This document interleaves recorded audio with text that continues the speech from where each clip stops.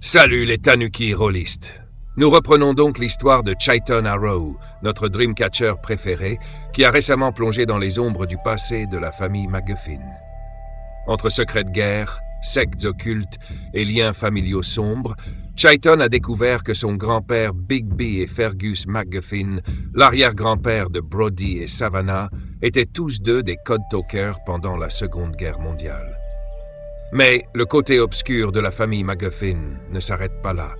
Il a appris que Angus MacGuffin, croulant sous les dettes, avait des liens avec une secte aux pratiques douteuses et que Rick MacGuffin avait eu des enfants, Brody et Savannah, suite à une relation forcée avec une jeune femme manipulée par la secte. Après ces révélations, Chaiton a passé une soirée de détente avec ses amis au cinéma pour voir Le Monde perdu. La soirée, pleine de rires et de rapprochements, notamment entre Sam et Max, a pris un tournant dramatique quand Chaiton, pris d'une crise de narcolepsie au bord des chutes de Blackwater, a chuté dans l'eau glaciale. Il a échappé de justesse à la noyade grâce au courage de Sam et Max, qui ont plongé pour le sauver. Épuisé mais reconnaissant, Chaiton est rentré chez lui en compagnie de Tiana, qui a veillé sur lui après cette épreuve. Ensemble, ils ont passé un moment de réconfort, prenant conscience de l'importance de leur lien. Nous reprenons ici, alors que Chaiton se remet peu à peu de cette journée éprouvante. Des mystères, des dangers, et peut-être même des réponses l'attendent encore dans les jours à venir. Que lui réserve la suite de cette aventure ?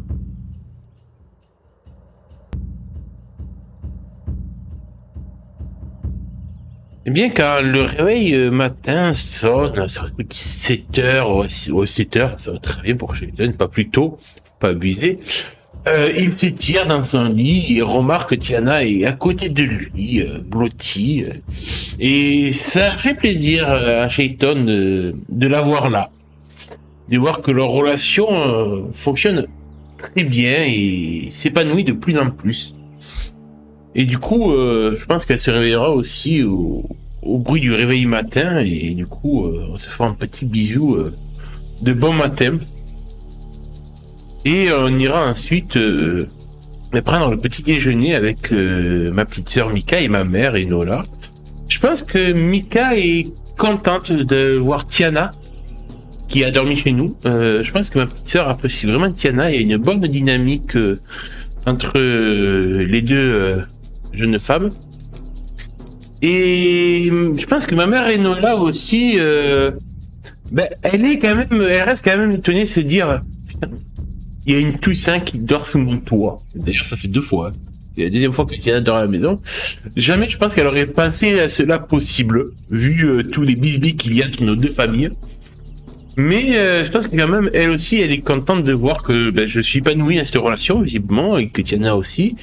Que on est prêt à risquer, à braver, on va dire, les interdits familiaux pour mener un peu cette vie de couple, un peu, on va dire, des Roméo et Juliette sauce moderne.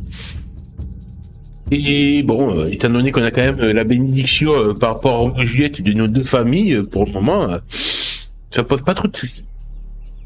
Et peut-être que ça peut être un signe pour un avenir plus prometteur entre Toussaint et Haro. Néanmoins, je réfléchis en prenant le petit-déj de ce que j'avais prévu de faire aujourd'hui. Et en fait, je me confie à Tiana que je comptais en fait aller dans l'après-midi sécher les cours. Ça, c'est habitué de Shaiton, on va dire. Mais pour aller partir explorer la forêt. Car du coup, je lui apprends un peu, vu qu'elle sait que je suis Dreamcatcher, elle connaît voilà mon côté surnaturel de ma vie. Et donc je me confie à elle sur ça assez régulièrement. Et du coup je lui apprends donc que j'avais pu voir les souvenirs de mon grand-père. Et que du coup visiblement dans la forêt de la réserve Ioé, il y aurait donc une faille, une déchirure dans la toile d'Ashibikashi qui ferait que la marche des rêves et des cauchemars bave un peu sur celle du monde éveillé.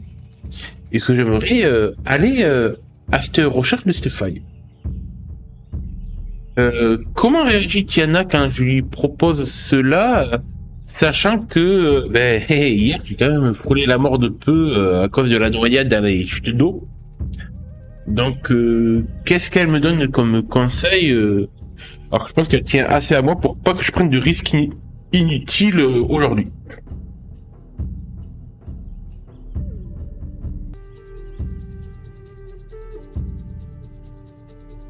Au son du réveil, Chaiton s'étire et remarque Tiana blottie à ses côtés. Un sourire satisfait se dessine sur ses lèvres en la voyant. Leur relation intense et sincère lui apporte une paix qu'il apprécie plus que jamais. Tiana, éveillée par le réveil, lui rend son sourire et l'embrasse tendrement. Ils partagent ce doux moment avant de descendre pour le petit déjeuner. En bas, Mika est ravie de voir Tiana, une complicité naturelle s'étant installée entre elles. Enola, bien qu'étonnée de voir une Toussaint sous son toit, affiche une certaine satisfaction. Elle observe Chaiton et Tiana avec un mélange de surprise et de fierté, sachant que cette union est rare, vu les tensions entre les deux familles. La relation entre eux lui donne un espoir discret pour un avenir où ces conflits pourraient enfin s'apaiser. Elle sait combien son fils tient à Tiana, et le voir heureux suffit pour qu'elle approuve, même si une petite prudence reste toujours présente dans son regard. Pendant le petit déjeuner, Chaiton, encore pensif, se tourne vers Tiana et lui confie son projet pour la journée. Il lui explique qu'il a l'intention de sécher les cours pour explorer la forêt de la réserve Iowa, où il soupçonne une faille dans la toile d'Azibika-Hashi, quelque part entre la marche des rêves et le monde éveillé. Tiana, qui connaît bien son côté spirituel et son lien avec le surnaturel, l'écoute attentivement, une pointe d'inquiétude apparaissant sur son visage. Elle sait combien il est attiré par les mystères de la marche des rêves, mais après la nuit éprouvante qu'ils viennent de vivre, elle hésite à le voir se lancer dans une nouvelle aventure risquée. Chaiton, tu sais que je te soutiens, mais après ce qui s'est passé hier, est-ce que c'est vraiment le bon moment pour te jeter dans quelque chose de si dangereux? Elle le regarde, visiblement soucieuse. Je sais que cette faille t'appelle, mais ça ne peut pas attendre un peu? Peut-être qu'on devrait en parler avec quelqu'un d'autre qui connaît bien la marche des rêves ou, je sais pas, réfléchir à un moyen de le faire en toute sécurité. Elle prend une profonde inspiration, serrant doucement sa main. Je tiens à toi. Tu le sais, et je comprends ce besoin de comprendre ce lien avec ton héritage. Mais je ne veux pas te perdre. Ce que tu fais est important, mais il faut que tu sois prêt. Peut-être que tu pourrais t'entraîner, ou qu'on pourrait chercher des moyens pour renforcer ta connexion avant d'affronter quelque chose de si grand. Chaiton sent dans ses paroles un mélange d'amour et de prudence. Elle ne cherche pas à l'empêcher, mais elle souhaite simplement qu'il prenne le temps de se préparer.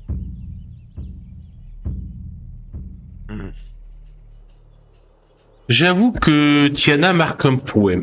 En effet, c'est vrai que hier, j'étais passé à 2 jeux de la mort, et que ça fait plein de fois que je réchappe de peu aussi à des blessures assez dramatiques à travers la marche des rêves et des cauchemars. Donc ton inquiétude est légitime.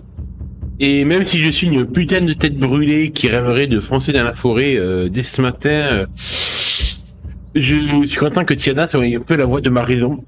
Et je me dis qu'en effet, elle a raison, qu'il faut, quitte à aller explorer cette forêt pour tomber sur une faille qui donne sur un autre plan d'existence, autant y aller pas comme un couillon tout seul et sans préparation. Du coup, je réfléchis d'y aller à plusieurs, parce qu'en plus, chercher une faille dans une forêt qui fait plusieurs hectares, bon, j'avais prévu de demander à mon oncle Neil, qui est garde forestier, de m'accompagner pour m'aider à explorer la forêt. Mais c'est vrai que s'il y en a plusieurs, on peut couvrir plus de territoires, de secteurs. Du coup, je vais réfléchir en fait à peut-être me monter, moi qui suis fan de super-héros et tout, une équipe. Ma propre équipe, mon Scooby Gang. Et du coup, forcément, je pense à Tiana. Après tout, elle a quand même des connaissances liées au vaudou, donc ça peut être utile. Puis en fait, je me rends compte que hormis elle, qui a certaines capacités, l'autre personne qui est au courant de ça, dans mes proches, il y a Sam, Mais bon, Sam n'a aucun pouvoir et j'ai pas envie de lui faire prendre des risques inutiles, même si je sais qu'il serait le premier à vouloir m'accompagner. Donc, je lui proposerai quand même, on verra ce qu'il choisit à toute conscience des dangers par rapport aux dangers possibles. Et en fait, il y a une autre personne qui est au courant, outre mon grand-père Bigby, mais que je peux pas, de toute façon, il est dans le coma malheureusement. C'est Ethan, mon cousin de Amber Lake, qui est au courant de ma condition de Dreamcatcher, qui lui aussi a des pouvoirs, vu qu'il est Skinwalker. Je me dis que peut-être il peut m'aider. Je sais pas trop comment fonctionnent ses pouvoirs, mais vu qu'il prend les pouvoirs des animaux dont il est capable de se métamorphoser, je me dis que peut-être il doit avoir une super odorat, super ouïe ou vue d'animal. Donc ça peut peut-être m'aider à trouver la faille. Donc il faudrait que je lui propose aussi. Donc ça ferait une équipe de 4. Tiana, Sam, Ethan et moi. Du coup, ouais, je réfléchis à ça. J'en parle à Tiana, voir ce qu'elle en pense.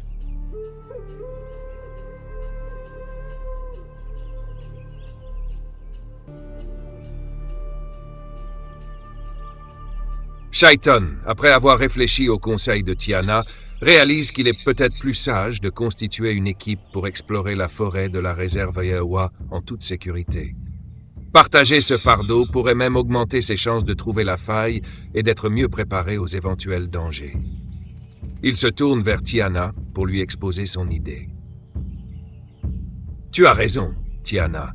Si je dois vraiment chercher cette faille, autant le faire intelligemment. Je pensais y aller avec mon oncle Neil qui connaît bien la forêt, mais ça pourrait être mieux si j'avais une vraie équipe. »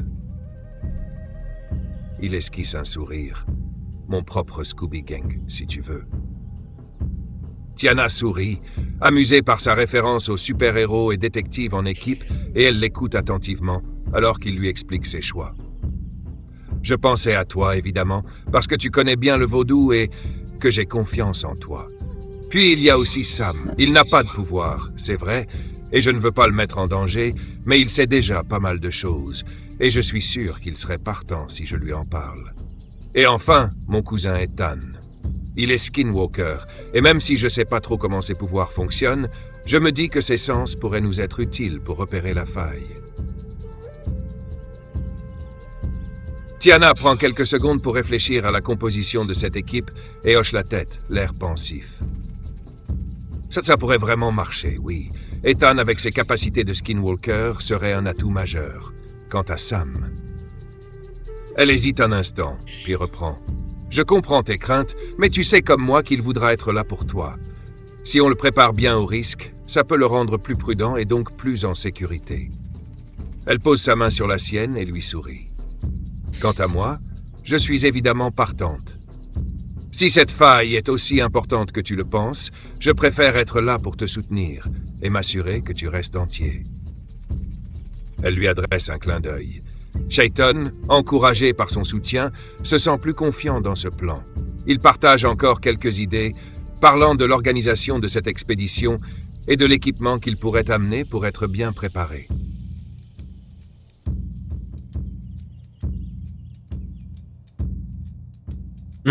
Je réfléchis aussi, je me tourne vers Tiana. J'ai peut-être une autre idée de membre supplémentaire à l'équipe. Bon, il est un peu particulier.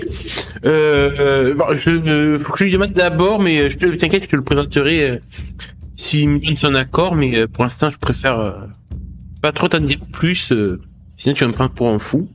Je pense que quand je vais te dire ça, elle va tiquer un petit peu, elle va dire mais de quoi il me parle. Et en fait, je pense tout simplement à Farceur. Mon guide spirituel, bien souvent c'est une apparence préférée de husky noir et blanc.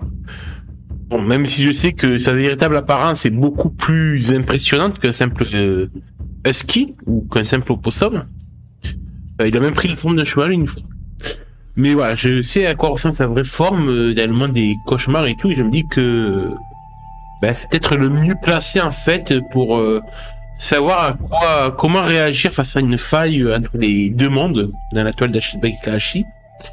Donc voilà. Après, je sais qu'il ne sera pas facile à convaincre étant donné sa nature espiègle.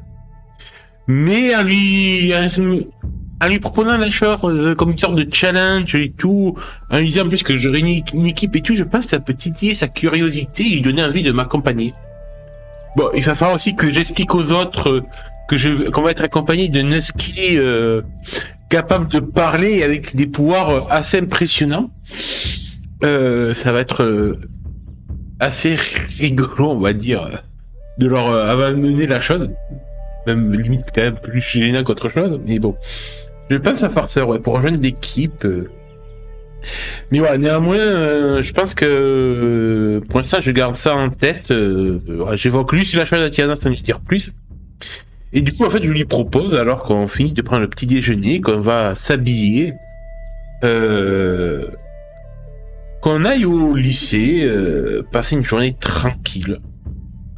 Déjà, le matin, je pense qu'on va essayer de choper Sam pour lui parler de notre plan et voir du coup ce qu'il en pense et s'il est prêt à nous accompagner.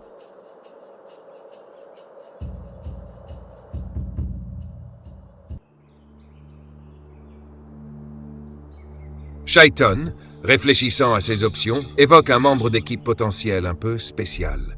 Il partage l'idée avec Tiana, mais reste mystérieux, ce qui pique instantanément sa curiosité. Tiana, un membre supplémentaire que je ne connais pas et que tu refuses de me décrire. Tu te rends compte que tu viens d'allumer une énorme alarme dans ma tête, là? Elle sourit, intriguée, mais elle lit dans son regard que c'est sérieux. Ne t'en fais pas, je te le présenterai s'il accepte. Disons que c'est un allié particulier. Il esquisse un sourire en coin. Je sais que ça peut paraître fou, mais il pourrait vraiment être utile. Je ne dis pas que ce sera facile de le convaincre, mais si je le présente comme un défi, il pourrait bien mordre à l'hameçon.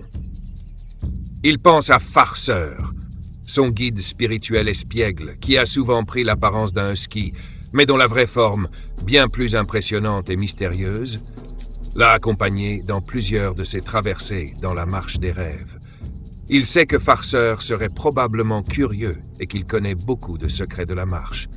Cependant, le caractère imprévisible et farceur de cet esprit rend la situation délicate. Cela pourrait bien amuser ses amis, mais aussi les surprendre. Après avoir exposé ses intentions à Tiana, ils finissent leur petit déjeuner et se préparent pour le lycée. Chaiton enfile sa tenue habituelle, tandis que Tiana fait de même et ils se mettent en route. Une fois sur place, leur priorité est de trouver Sam et de lui parler de leur plan d'exploration. Ils le retrouvent finalement dans les couloirs et Chaiton lui fait signe de les rejoindre à l'écart. Chaiton, « Hey Sam, on a un truc à te proposer. Un projet un peu spécial. » Sam, toujours partant pour de nouvelles aventures, les regarde avec curiosité. « Quoi, vous avez trouvé un trésor caché ou quoi ?» Il rit, mais son visage devient sérieux en voyant l'expression de Chaiton. « Pas exactement. Je pense qu'on a trouvé une sorte de faille dans la forêt, un passage qui pourrait relier la marche des rêves et le monde éveillé. » Il jette un regard à Tiana avant de poursuivre. « On va y aller pour l'explorer, mais ça peut être dangereux. Et je me suis dit que si tu voulais être là, tu le pourrais. Mais je veux que tu sois conscient des risques. » Sam reste silencieux un instant, son esprit carburant à toute vitesse. Il lève finalement les yeux vers eux, son expression pleine de détermination. Vous vous battez pour des choses qui vous dépassent parfois, et pourtant, vous y allez quand même. Si vous pensez que vous aurez besoin de moi, alors je veux en être. Je suis prêt à aider. Chaiton, satisfait de sa réponse, lui adresse un sourire sincère. Merci Sam. C'est pas une mission facile, mais je savais que tu serais partant. Ils échangent un regard complice, et Chaiton se sent renforcé par ce soutien. Alors qu'ils poursuivent leur journée, ils pensent aux prochains détails à régler pour cette exploration. Avec Tiana, Sam et peut-être Farceur, l'équipe commence à prendre forme, et les choses sérieuses vont bientôt pouvoir commencer.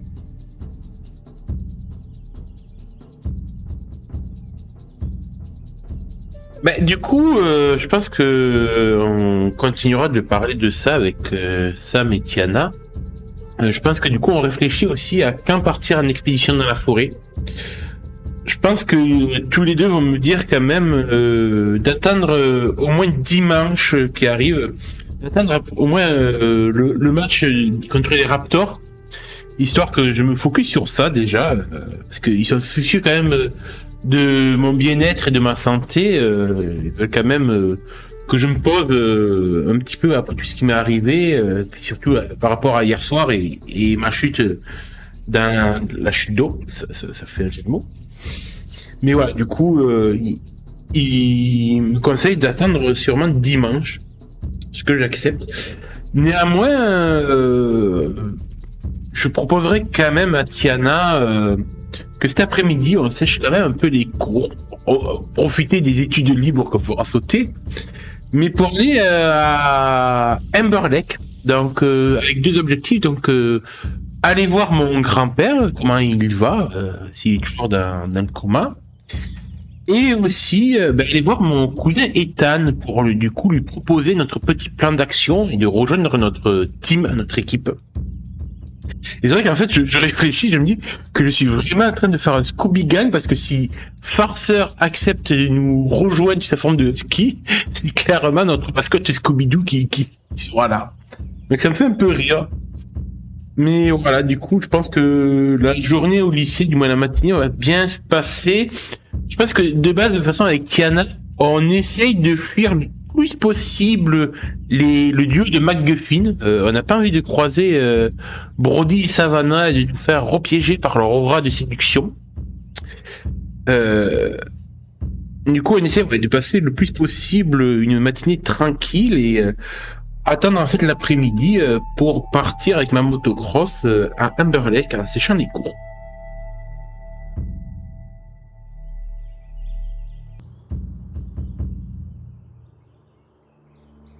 La matinée au lycée se déroule tranquillement pour Chayton, Tiana et Sam, qui continuent de discuter des détails de leur expédition.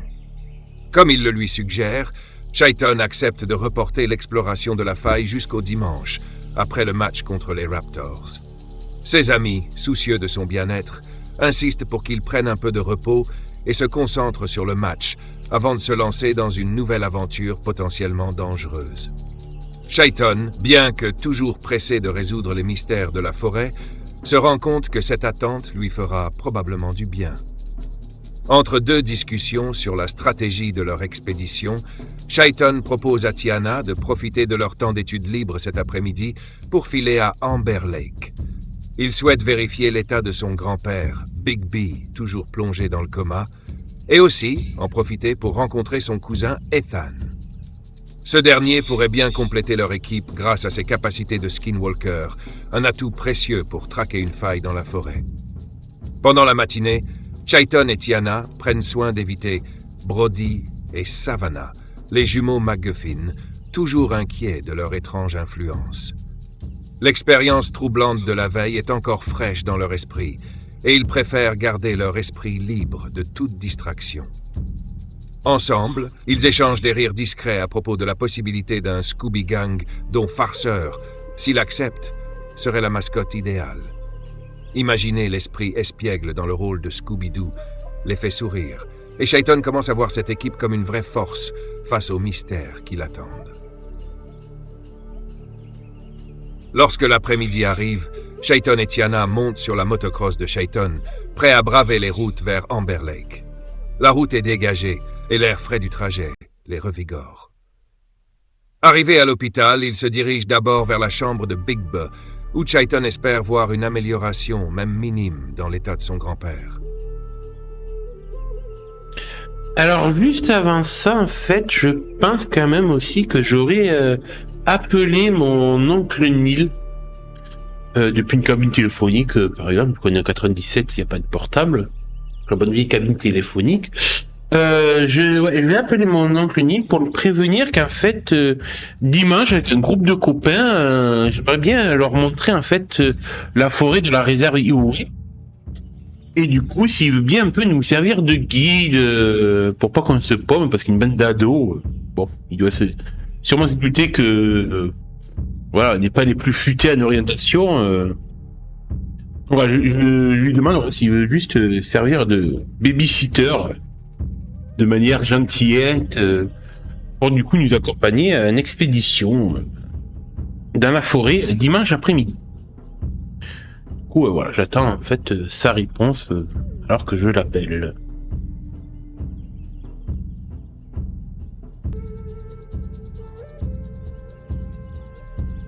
Dans la cabine téléphonique, Chayton décroche le combiné et compose le numéro de Neil, son oncle qui est également garde forestier dans la réserve Iowa. Après quelques tonalités, Neil décroche. « Allô, ici Neil Arrow. Salut, oncle Neil. C'est Chayton. » C'est Raider. « Ah, Chayton, ça fait plaisir de t'entendre. Comment tu vas, fiston? »« Ça va, ça va. Écoute, je voulais te demander un petit service. Avec quelques amis, on aimerait explorer la forêt de la réserve ce dimanche, et j'espérais que tu pourrais nous accompagner. Juste histoire de pas nous paumer, tu vois? » Neil rit doucement, amusé par la demande. « Alors comme ça, tu veux faire un peu d'exploration? Tu sais, gamin, c'est pas une balade de santé, surtout avec un groupe d'ados. Mais bon, tu me connais, je vais pas vous laisser vous perdre. Je serai là pour vous guider. Ça me fait toujours plaisir de montrer la forêt. À condition que vous écoutiez bien ce que je dis, compris? Promis, on sera sage. Merci, tonton. Vraiment, ça compte pour nous. À dimanche, alors? À dimanche. Et assure-toi que tes copains soient bien équipés, parce qu'on va loin dans la forêt. Je veux pas entendre de « on a mal aux pieds » au bout de 10 minutes. Ils échangent encore quelques mots, puis Chayton raccroche, satisfait de cette première étape.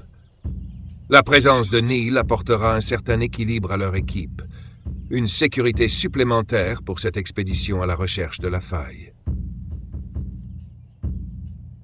Mais parfait, écoute, je conclue donc avec mon oncle le rendez-vous à dimanche, et du coup je pense que alors que Tiana et moi on va se diriger à Imperlec pour voir grand-père et Ethan, je pense que du coup Sam lui va se charger en fait, il va sécher les cours lui aussi de son côté, il a pas envie de rester sur le banc de touche clairement. Et je pense qu'en fait, Sam va se proposer en fait de s'occuper un peu de tout ce qui est matériel d'expédition. Donc, aller nous acheter des sacs à dos, de quoi boire et manger au cas où. Voilà, il va s'occuper en fait de toutes les préparatifs, de tout le matériel qu'on aurait besoin pour une randonnée dans la forêt. Il sait très bien qu'il a aucune capacité, on va dire, surnaturelle, et que du coup, ça va être un peu son objectif de veiller à ce que tout se passe bien au niveau préparatif. Donc voilà, ce qu'il va faire. Nous, on va de notre côté à Imberlec, Tiana et moi.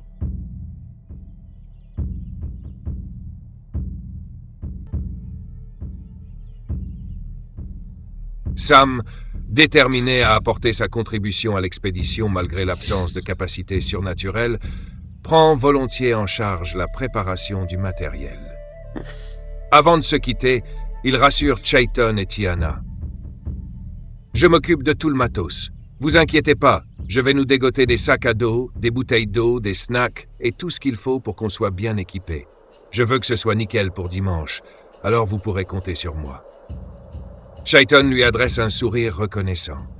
Sam, fidèle à lui-même, sait se rendre indispensable, et le fait qu'il prenne les préparatifs en main apporte une certaine assurance au projet. Une fois cette organisation en place, Chayton et Tiana se dirigent vers Amber Lake en moto. Après un trajet agréable, ils arrivent enfin dans cette ville voisine et leur première destination est l'hôpital où Big B, le grand-père de Chayton, est toujours dans le coma. Du coup, on arrive à l'hôpital pour aller voir Papy. Je pense que du coup, je demande à la secrétaire si c'est possible ou pas. Et en fait, je pense qu'on va croiser l'infirmière Nancy Jenkins, qui s'était occupée de Mika et moi quand on avait amené en urgence Papy à l'hôpital. Donc ça me fait plaisir et du coup, je papote un peu avec elle. C'est plaisir de voir cette femme. Je sais qu'elle est nouvelle en ville à Imberlec. Elle vient d'aménager il y a pas longtemps avec sa fille Lisa. Et du coup, je lui demande si c'est possible de voir grand-père. Je lui présente du coup Tiana, ma petite copine.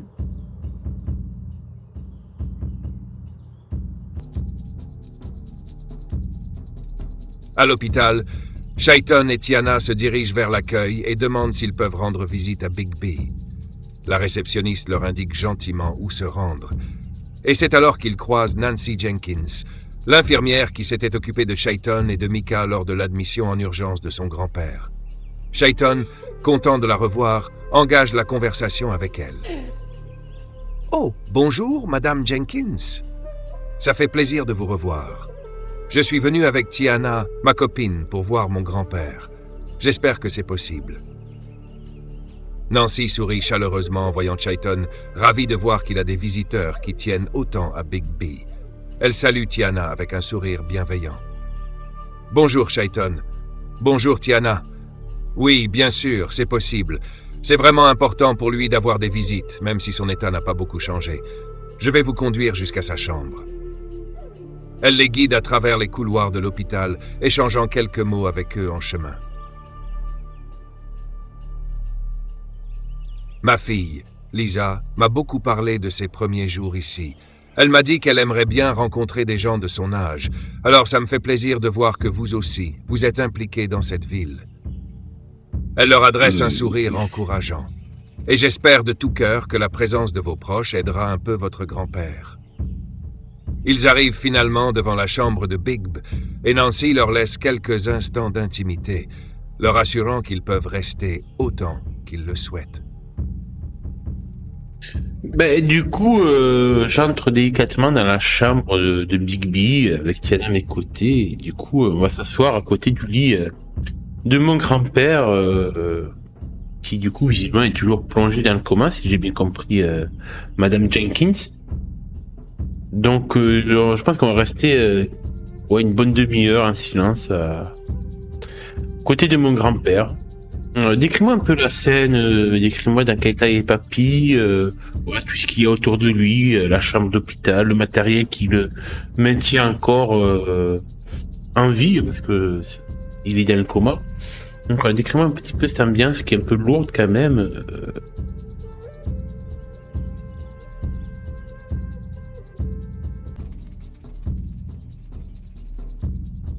Chayton et Tiana entrent en silence dans la chambre de Bigby, imprégnée d'une atmosphère solennelle et apaisante.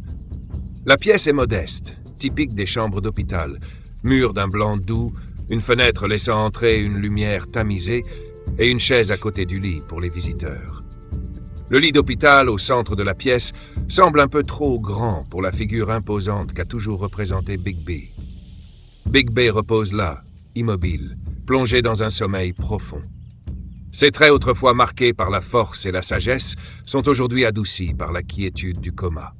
Sa peau est légèrement pâle, ses cheveux gris soignés et ses mains marquées de rides et de cicatrices de vie sont posées tranquillement sur la couverture blanche. On perçoit à peine la montée et la descente de sa poitrine sous le drap, sa respiration guidée par le rythme mécanique et constant d'un respirateur.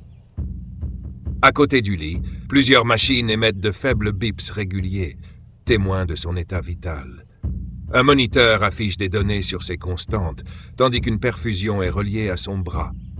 Le son de ces appareils, bien que discret, remplit la pièce d'une sensation de gravité, rappelant la fragilité de la situation.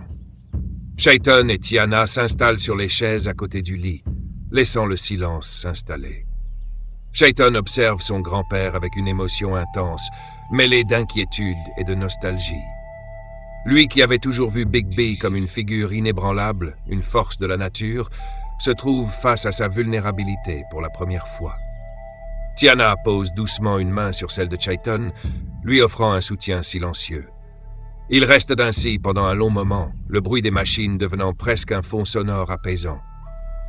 Le poids de l'absence et du coma imprègne l'air, et Chayton prend conscience à quel point il tient à cette figure paternelle.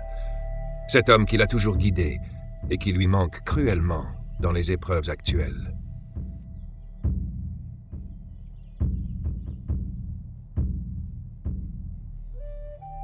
Alors que on est encore dans la chambre de Bigby à veiller sur lui, je repense qu'en fait c'est vrai que hier matin ma mère a dû sûrement passer à l'hôpital avec Rachel Thunderwalk, l'avocate des Spirit Coyotes.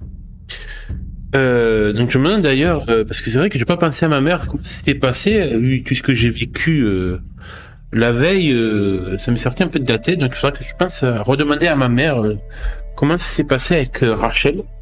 et s'ils ont réussi à trouver quelque chose pour protéger les biens de mon grand-père durant son absence, notamment son terrain que Jacob Spark rêve de posséder.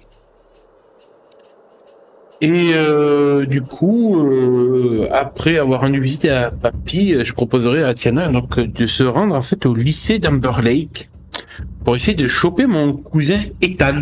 Même si les cours sont pas encore finis, bref, on va le pousser un peu à faire l'école buissonnière, mon cousin, ça va lui faire du bien. Donc du coup, ouais, on part à la recherche de mon cousin au lycée de Amber Lake.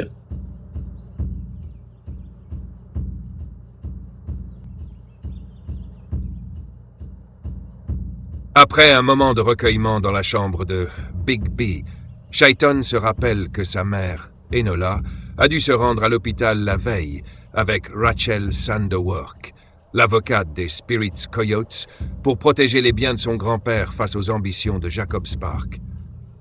En prenant conscience de ce détail, il décide qu'il demandera à sa mère comment les choses se sont passées, espérant qu'une solution ait été trouvée pour préserver le terrain familial. Après ce temps passé avec Big B, Chayton propose à Tiana de se rendre au lycée d'Amber Lake pour y retrouver son cousin Ethan. Ils descendent rapidement les escaliers de l'hôpital et remontent sur la motocross de Chayton pour se diriger vers le lycée. Le trajet est court et en arrivant, ils se glissent discrètement près des bâtiments, espérant convaincre Ethan de faire l'école buissonnière le temps de leur conversation. Ils finissent par apercevoir Ethan, qui traîne près de l'entrée lors de sa pause. Quand Chayton lui fait signe, Ethan, d'abord surpris, esquisse un sourire. Ils se rejoignent à l'écart, loin des regards indiscrets. « Hé, cousin, on a un truc à te proposer si t'es partant pour une petite aventure. » Ethan hausse un sourcil, intrigué. « Une aventure, hein? Ça a l'air intéressant. De quoi il s'agit ?» Chayton lui explique alors brièvement le plan d'explorer la faille dans la toile d'Azibika-Ashi, qui pourrait relier la marche des rêves et le monde éveillé, et comment ses capacités de Skinwalker pourraient être un atout majeur pour leur expédition.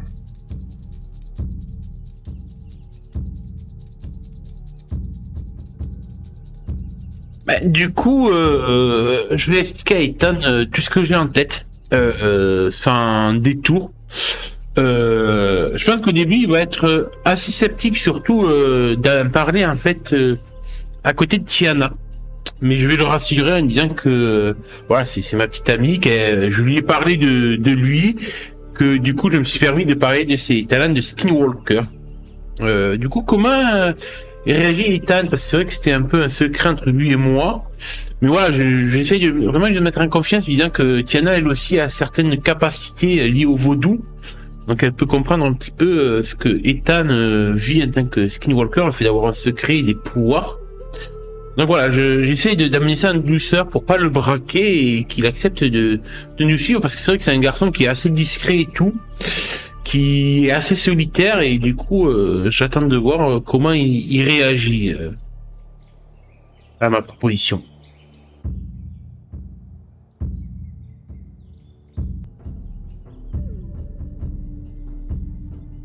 Ethan écoute Chayton avec attention, ses yeux passant de lui à Tiana, visiblement intrigué, mais un peu sur la réserve. Il n'a pas pour habitude de parler de ses capacités de Skinwalker, surtout en présence de quelqu'un d'extérieur, mais Chayton, avec calme et assurance, lui explique que Tiana connaît l'existence du surnaturel et possède même des dons liés au vaudou. Ethan hoche lentement la tête, considérant les mots de Chayton. Après un moment de silence, il parle enfin, sa voix un peu plus détendue. « Bon, si tu me dis que je peux lui faire confiance, alors je te crois. Mais tu sais que j'ai toujours préféré garder ça entre nous, histoire d'éviter les complications. » Il se tourne alors vers Tiana, cherchant un peu d'assurance dans son regard. « J'imagine que si tu vis toi aussi avec des capacités, tu comprends ce que c'est de devoir faire attention à qui on se confie. » Tiana lui sourit, ses yeux reflétant une sincérité rassurante. « Absolument. Chayton m'a déjà beaucoup parlé de toi, Ethan, et crois-moi, je comprends la difficulté de devoir cacher une partie de soi. Avec Chayton, on veut faire cette exploration en sécurité, et je suis sûr que ton aide pourrait vraiment faire la différence. » Rassuré par ces mots, Ethan finit par lâcher un léger sourire. D'accord, ça me va. C'est vrai que si on a une chance de trouver une faille, je préfère être là pour veiller sur toi, Shaiton. Et puis, si on fait ça ensemble, ça pourrait être un peu moins risqué. Shaiton sent qu'il a réussi à apaiser ses réticences, et il pose une main amicale sur son épaule. Merci, Ethan. On partira dimanche et on sera bien préparé. Mon oncle Neil va aussi nous guider dans la forêt, donc ça devrait aller. Ethan sourit, son regard plein de complicité. Eh bien, cousin, ça va être une sacrée expédition.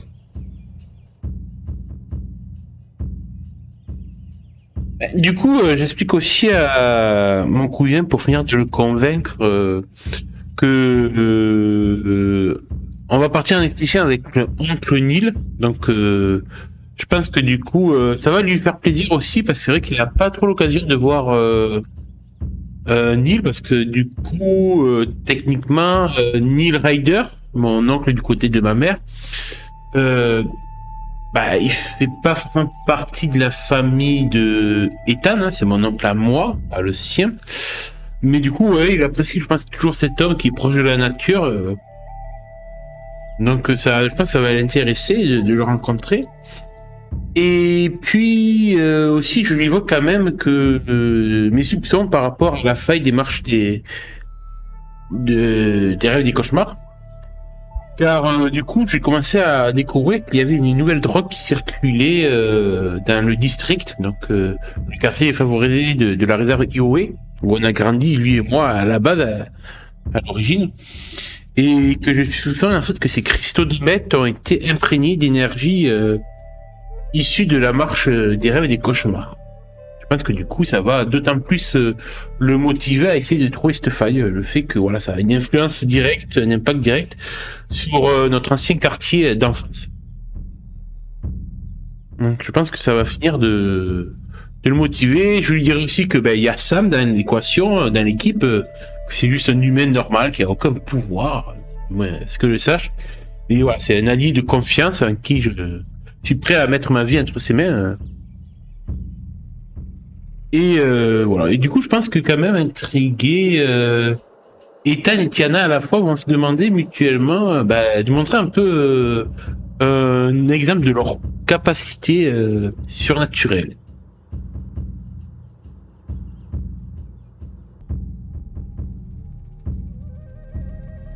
Dans un coin tranquille à l'arrière du lycée, Shaiton et Tiana finissent de convaincre Ethan de rejoindre leur équipe pour l'expédition. L'idée d'être guidé par Neil et la découverte que la marche des rêves pourrait influencer leur ancien quartier d'enfance semblent éveiller la curiosité d'Ethan, et il acquiesce finalement, le regard sérieux. Merci Ethan. Ah, et tu verras, Sam, c'est un gars bien. Pas de pouvoir, mais il est d'une loyauté sans faille. T'auras pas besoin de t'inquiéter pour lui. Ethan hoche la tête, l'air pensif mais convaincu. Tiana, elle, observe les deux cousins avec un sourire.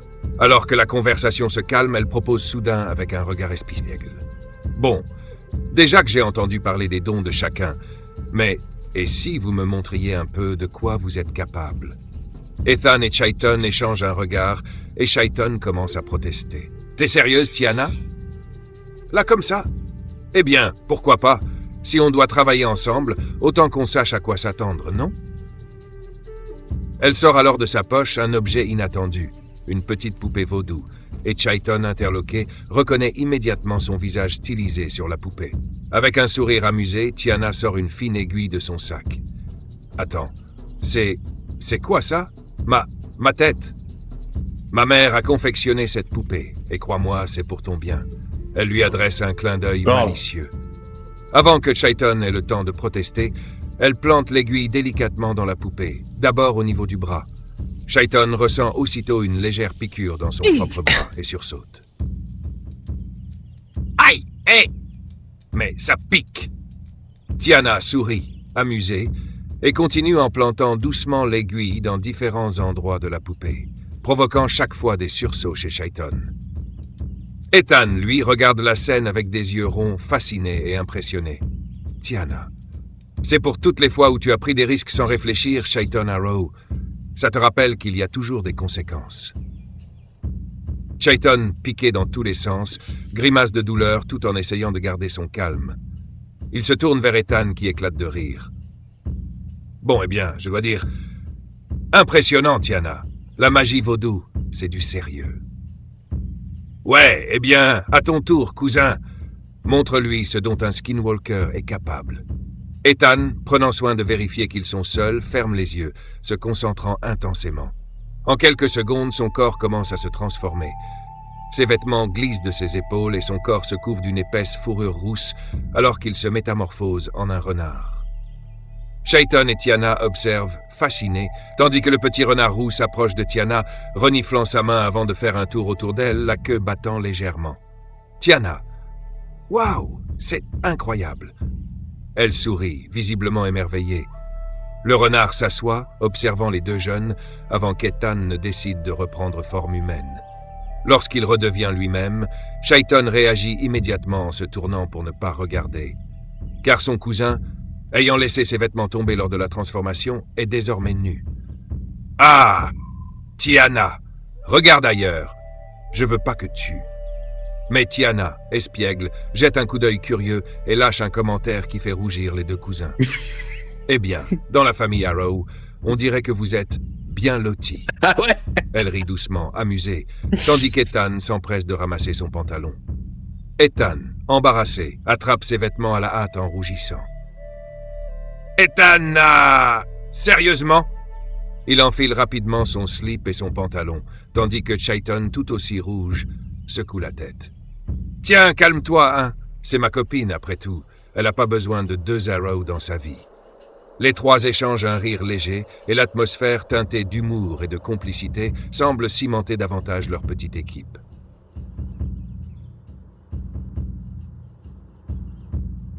Bon, forcément, Chayton a rougi, mais bon, quand Tiana a fait des compliments sur, on va dire, la virilité du clan Arrow, que ce soit la sienne ou celle de son cousin, forcément, il y a une petite pointe de fierté, parce que c'est vrai que, en regardant son cousin et en pensant à ce qu'il a lui-même entre les jambes, il est assez content. Il veut pas être orgueilleux de Chayton, mais bon, ils sont bien montés, les Arrow.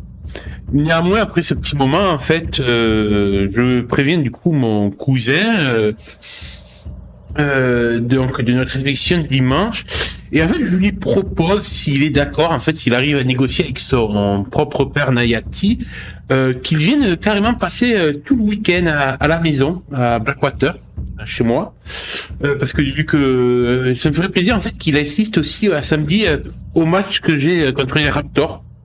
Ça me ferait plaisir que mon cousin vienne du coup me supporter, et puis ça lui fera du bien de changer un peu d'air, parce que je sais que malgré la discussion qu'on a eue à cœur ouvert la dernière fois avec son père, lui et moi, ça reste quand même toujours tendu à la maison, surtout que je connais un autre secret le concernant, et que celui-là on garde bien d'évoquer à Tiana. Ça concerne donc la mère de Ethan, Naomi. Donc voilà. Je lui propose du coup ce petit accord de venir samedi, et que je lui propose du coup de venir le chercher à motocross, ou alors peut-être que ce sera ma mère qui viendra le chercher en voiture, mais qu'il prenne le bus, je sais pas, en tout cas voilà. On se donne rendez-vous samedi matin pour un week-end ensemble.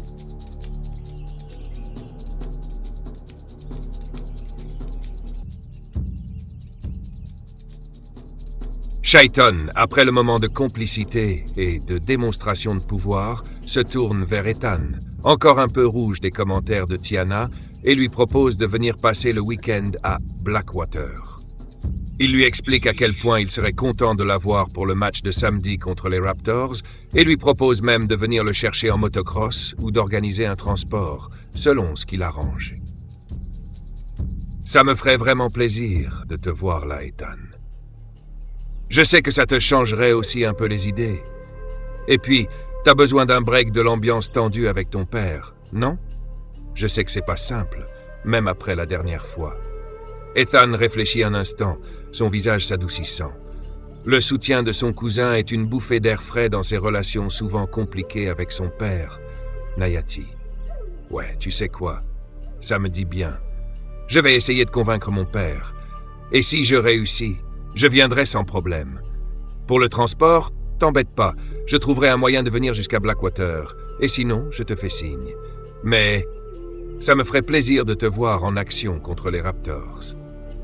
Chayton sourit, content que son cousin accepte l'invitation. Ils se donnent donc rendez-vous pour le samedi matin, sachant qu'un week-end ensemble renforcera leur lien.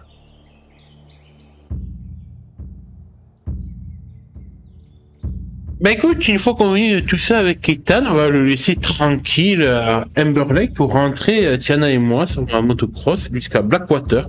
Du coup, je la raccompagne chez elle, après un petit bijou au pied de son appartement. Voilà, je lui dis à demain au lycée. Je pense qu'elle aura un petit mot en me disant de pas faire de bêtises d'ici là. Et du coup, alors qu'elle rentre chez elle, de mon côté, je vais rentrer chez moi. Mais en fait, je vais me poser dans le jardin, tranquille, accolé contre le mur de la maison, juste sur la fenêtre de ma chambre. Et je vais en appeler à Farceur, l'esprit, le guide spirituel qui m'accompagne dans mes aventures oniriques, tantôt sous la forme d'un opossum avec ses petits sur le dos, tantôt sous la forme d'un husky noir et blanc ou même des fois d'un cheval, ça lui est déjà arrivé une fois. Mais voilà, du coup, je l'appelle Farceur. Farceur, es-tu là? Et du coup, je m'attends à ce qu'il débarque en me lançant son habituel « Hey, gamin !»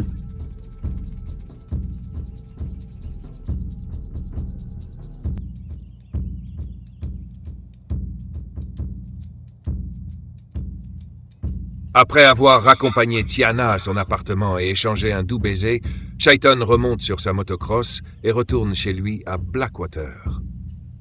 Il se sent à la fois léger, après les échanges et les plans de la journée, et déterminé à préparer au mieux l'expédition qui l'attend. Une fois chez lui, il se pose dans le jardin, adossé contre le mur près de sa fenêtre, et appelle son guide spirituel, Farceur. Il ferme les yeux, se concentrant sur l'appel, et après quelques instants, il sent une présence légère, un frôlement furtif dans l'air.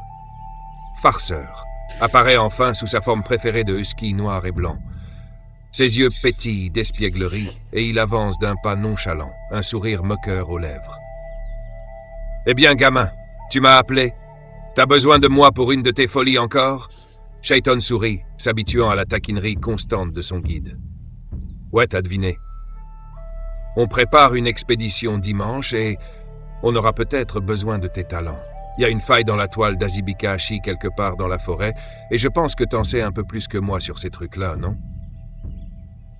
Farceur s'assoit, la queue battant légèrement, et observe Chayton avec un regard perçant, presque malicieux. « Farce une faille, hein? Ça peut être un terrain de jeu amusant ou mortel. Mais l'idée me plaît. J'adore voir les humains tenter de jouer avec le surnaturel sans trop savoir où ils mettent les pieds. » Il laisse échapper un petit ricanement. « Et tu comptes m'avoir dans l'équipe pour une raison précise, ou c'est juste parce que tu te sens un peu perdu, gamin? » Chayton, tenant tête à son guide avec un sourire en coin. « Parce que je sais qu'on aura besoin de toi, Farceur. Cette expédition pourrait être intense. Et je sais que si tu viens, je pourrais compter sur tes connaissances. Alors, qu'est-ce que t'en dis? Partant pour l'aventure ?» Farceur feint de réfléchir, prenant un air pensif exagéré. Te sauver de situations compliquées, traquer des failles entre deux mondes, ça fait longtemps que j'ai pas eu autant de fun. J'accepte, mais uniquement parce que je veux voir jusqu'où tu iras, gamin, et j'espère bien être diverti. » Ils échangent un regard complice. Farceur, fidèle à sa réputation, est prêt à se joindre à l'équipe, mais Chayton sait qu'il faudra rester vigilant.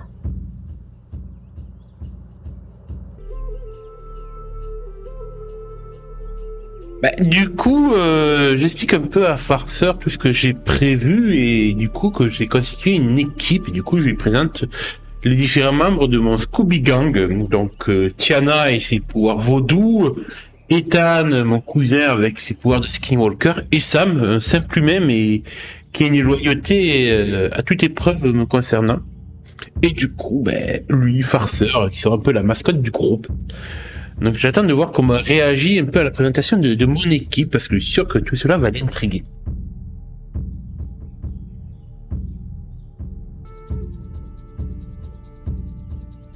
Farceur écoute attentivement la description de l'équipe, ses oreilles pointées vers Shaiton et un éclat amusé dans les yeux. Il commence par hocher la tête d'un air approbateur, mais un sourire ironique apparaît peu à peu sur ses lèvres alors qu'il se penche pour renifler l'air, comme s'il s'amusait à humer l'essence de chaque membre. Alors, gamin, une équipe de choc, dis-moi, une prêtresse vaudou, un skinwalker et un humain ordinaire. Oh, et moi bien sûr, la pièce maîtresse de ce joyeux mélange. Il ricane en faisant une révérence exagérée. Un vrai Scooby Gang, comme tu dis. Il s'assoit, sa queue battant joyeusement contre le sol, réfléchissant visiblement à l'équipage que Shaiton a réuni. Alors Tiana, une prêtresse vaudou. J'aime bien les vaudous. Ils savent souvent apprécier le jeu avec l'ombre et la lumière. Ton cousin Ethan, le skinwalker. Intéressant. C'est rare d'en voir qui ne se cachent pas trop dans leur coin. Il pourrait être utile. Quant à ce Sam, il prend un air faussement pensif, ses yeux brillant d'une lueur de malice. Il faut toujours un humain ordinaire, ça met du piquant, tu vois. Ils sont fascinants, fragiles, mais loyaux, dis-tu. Ça pourrait être amusant. Farceur incline la tête, son sourire se transformant en un rictus espiègle. Farceur. Alors, gamin, j'accepte ce rôle de mascotte dans ton petit gang, mais je te préviens, j'aime l'action et le chaos, alors si on entre dans la forêt, attends-toi à ce que je mette un peu de piment dans l'aventure. Shaiton le regarde, mi-amusé, mi-inquiet, sachant bien que Farceur est capable de transformer n'importe quelle situation en un défi imprévisible. Je m'y attendais, Farceur, mais je compte sur toi pour éviter qu'on tombe dans un piège et peut-être même pour nous guider si on se perd. Farceur se relève, l'air d'approuver, et donne un léger coup de museau à Shaiton. Eh bien, gamin, que l'aventure commence. Dimanche, hein, je serai là, au moment parfait. Et d'ici là, prends soin de toi. Ce serait bête que tu trébuches dans un rêve et que je n'ai plus personne à guider. Avec une dernière lueur de défi dans ses yeux, Farceur disparaît dans l'ombre, laissant Shaiton seul avec un sourire, prêt pour l'aventure. En fait, avant qu'il parte, je le rappelle. Je lui dis que bon, les autres sont quand même pas au courant de qui il est vraiment, donc pour l'instant, qu'il reste dans son rôle de simple petit husky banal. Et d'ailleurs, en fait, je le regarde et je me dis, je sais pas trop comment te remercier pour ton aide à venir, Farceur, mais est-ce que tu voudrais venir pendant quelques jours à la maison? Et je lui indique en fait ma maison. Dire, tu fais genre que t'es juste un simple ski, d'accord? Tu parles pas, hein? Parce qu'il va y avoir ma mère et ma petite sœur. Mais ça me ferait plaisir que tu profites un petit peu de quelques moments de partage avec moi et de voir mon quotidien. Donc si ça te dit de, pendant quelques jours, te forcer à jouer la comédie, d'être le gentil ski et son pépère. Et du coup, j'attends de voir sa réaction et je pense que quand même au fond de lui, il va trouver ça rigolo de jouer la comédie et de se faire passer pour un simple ski.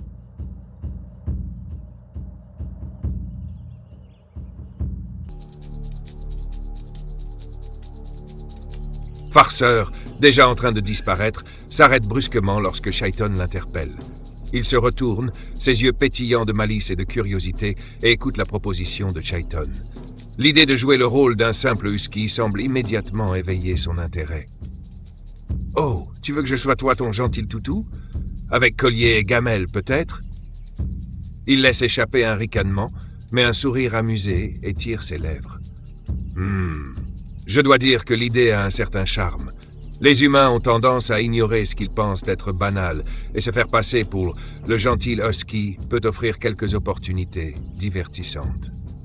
Il secoue la tête, un air faussement résigné, mais le plaisir est évident dans ses yeux. « Très bien, gamin, j'accepte de jouer la comédie.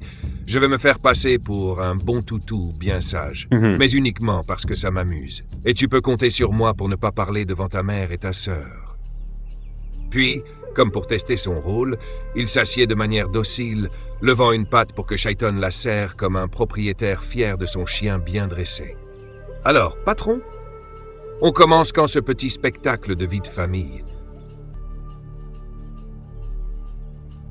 Mais en fait, je lui propose de commencer à jouer la comédie dès ce soir. En fait, je vais faire croire à ma mère que je trouvais un chien errant au bord de la route, en lui promettant d'ailleurs à faire ça, qu'il aura droit à la gamelle, mais je lui promets qu'il n'aura pas de collier autour du cou s'il veut pas se sentir prisonnier de la domestication humaine. Et du coup, ouais, on va jouer comme ça. En fait, je rentre à la maison avec Farceur. Et je pense que Mika et ma mère vont être assez surprises de voir un chien à côté de moi. Et je vais leur dire, je trouvais ce chien errant et tout. Il a pas l'air d'avoir de maître. Regarde, maman, il a pas de collier et tout. Allez, s'il te plaît, tu sais que j'ai toujours voulu un animal. Du coup, on pourrait le garder, s'il te plaît. Et je pense que Mika, elle a les yeux qui pétillent quand elle voit Farceur.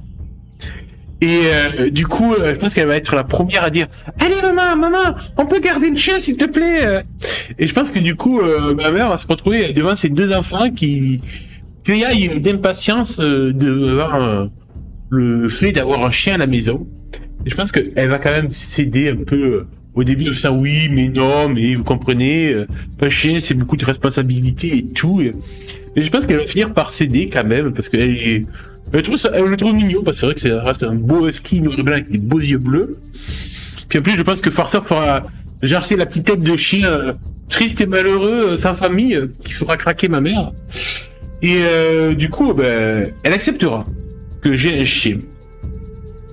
Et du coup, je pense qu'on mangera à table et tout, et que elle sera même la première en fait à faire tomber discrètement un morceau de bacon pour que Farceur le ramasse et le mange. Ce qui, je pense, fera plaisir à Farceur de goûter du bon bacon grillé chez les humains. Puis, je pense que le soir, on se réunira devant la télé, sur le canapé, en famille. Et en fait, je vois bien Mika sur le tapis s'amuser à faire des grosses papouilles à Farceur, qui au début sera un peu gêné en mode non mais humaine, arrête de me faire ça et tout. Tu savais que j'étais un esprit puissant, mais vu qu'il m'a promis qu'il ne parlerait pas, il va se contenter de jouer ce rôle de chien. Mais en fait, il va commencer à prendre jeu aux papouilles de Mika, aux caresses, et en fait se laisser aller comme un bon toutou, et du coup même se mettre sur le dos, tu sais, le ventre en l'air, pour qu'elle gratouille le ventre. Ce qui me fera bien rire de voir Farceur se prêter plus que nécessaire au jeu, et de me rendre compte qu'en fait, il apprécie vraiment le petit confort des humains que je lui offre. Si tu peux me décrire un peu toute la scène comme ça, avec les dialogues et tout, ça sera super bien pour finir la soirée.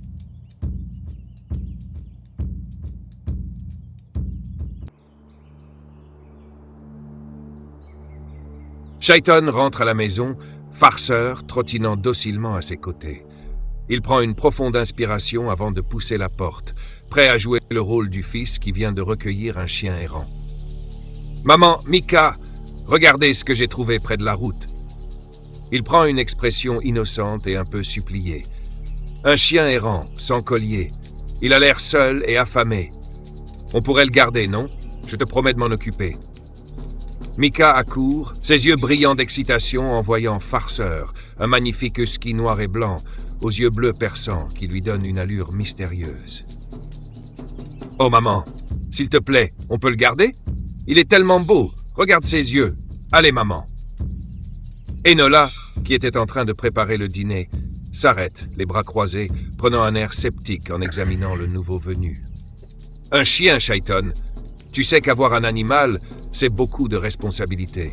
C'est pas juste pour quelques jours. Et puis... » Mais avant qu'elle puisse terminer, Farceur, parfaitement dans son rôle, incline légèrement la tête, faisant ses yeux de chien tristes et affamés. Le petit acte semble fonctionner, car Enola soupire, faussement agacée, en levant les yeux au ciel. Oh, d'accord. Mais à une condition. Tu t'en occupes, Chayton. Et Mika, pas de bêtises avec le chien, compris? Oui, maman. Merci. Elle se baisse pour caresser Farceur, qui esquisse une petite moue résignée, mais se laisse faire. Pendant le dîner, Farceur, assis sagement à côté de la table, attire sans cesse le regard de Mika, qui lui glisse discrètement des morceaux de viande dès que leur mère tourne le dos. Même Enola finit par céder, laissant tomber un morceau de bacon à ses pieds. Farceur le renifle d'abord avec un soupçon de dignité spirituelle, puis le dévore en quelques coups de croque, ses yeux pétillants de satisfaction. « Enola, je crois qu'on l'a déjà gâté, ce chien-là. Allez, mangez, avant que le reste de votre dîner ne finisse par terre. » Une fois le dîner terminé, toute la famille se retrouve dans le salon, chacun prenant place devant la télé. Mika s'installe sur le tapis avec Farceur, qui adopte d'abord une posture distante et un peu hautaine, jusqu'à ce qu'elle commence à lui gratouiller le dos.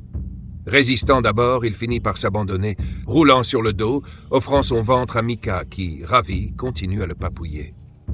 Chayton, assis sur le canapé, observe la scène avec un sourire, ne pouvant s'empêcher de se moquer gentiment. « Eh bien, Farceur, t'as pas l'air si puissant et redoutable maintenant. » Farceur lui lance un bref regard qui semble dire « Je le fais juste pour m'amuser », mais sa queue battant joyeusement trahit son plaisir à recevoir ces caresses inattendues. Mika continue de le dorloter, riant en voyant sa patte taper de contentement.